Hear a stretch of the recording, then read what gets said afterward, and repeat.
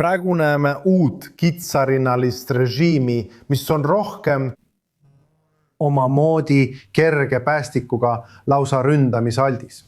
Võiks isegi öelda, et nad on, kui varem, kui Iraani rünnati, siis Iraan võttis aega ja vastas siis, kui pidas sobivaks. Nüüd näeme, et Iraan ei näita enam seda strateegilist kannatlikkust. Aga on veel üks põhjus. Ja me näeme oma silme ees Iraani käsilasjõudude strateegia täielikku kokkuvarisemist. Tulerõngas, mida Iraan tüüdis Iisraeli ümber luua, kasutades Araabia käsilasjõude, kes ründaksid Iisraeli, et Iraan ise jääks võitlusest kõrvale. See, mida me praegu näeme, on täpselt vastupidine.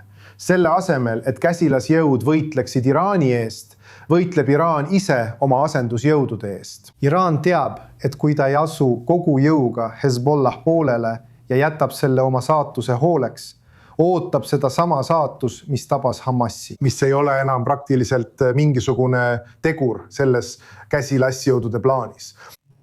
Nii et Iraan, kuigi ta püüab näidata jõudu ja ise tunneb, et tegutseb tugevast positsioonist, üritab tegelikult päästa oma käsilasjõudude võimekust. Ja selle asemel, et käsilasjõud kaitseksid Iraani, kaitseb Iraan nüüd ise oma asendusjõude.